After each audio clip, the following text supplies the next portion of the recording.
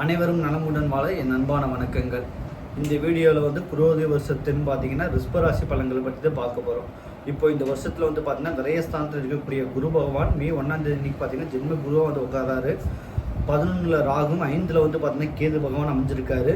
10ஆம் இடத்துல பார்த்தீங்கன்னா உங்களுக்கு சனி பகவான்கள் சஞ்சரிக்கிறார். சரிங்களா? இப்போ ஒரு காலகட்டத்தில் பார்த்தீங்கன்னா இந்த வருடமானது தொழிலானது பார்த்தீங்கன்னா கொஞ்சம் கஷ்டப்பட்டு மேலேறி வரக்கூடிய யோகங்கள் இருக்குது.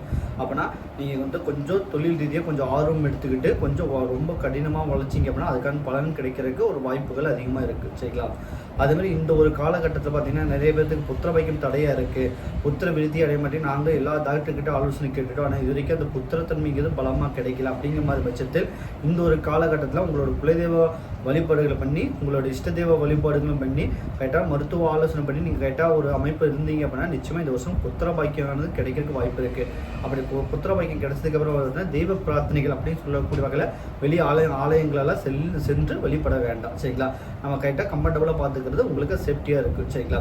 ரெண்டாவது, இந்த ஒரு காலகட்டத்தில் பார்த்தீங்கன்னா நீர்நிலை சார்ந்த விஷயங்களை மட்டும் கொஞ்சம் கவனமாக இருக்குது. நல்லா ஒரு சுபயோகத்தை கொடுக்கும். ஏன்னா நீர்நிலை சார்ந்த விஷயங்கள் பார்த்தீங்கன்னா எதிர்பாராத ஒரு விபத்துகளும் எதிர்பாராத ஒரு பாதிப்புகளும் இந்த வருட இறுதியிலே ஏதோ பாதிப்புகள் கொடுக்கறதுக்கு வாய்ப்பு இருக்குது. அதான் நீர்நிலையங்களை மட்டும் கொஞ்சம் கவனமாக எடுத்துக்கிறது நல்லது. சரிங்களா?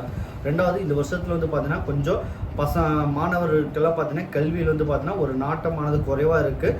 நீங்கள் முழு ஆதிக்கத்திலையும் கல்வியில் ஆர்வம் இருந்து படிச்சிங்க அப்படின்னா அதுக்கான வெற்றி வாய்ப்புகளும் தேடி வரும். சரிங்களா?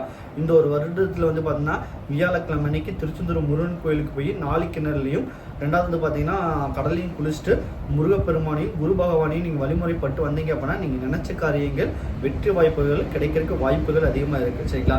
உங்கள் வாழ்க்கை வளமுடன் வாழ அந்த முருகப்பெருமான் அருள் கிடைக்க வேண்டி வணங்குகிறேன். நன்றி, வணக்கம்.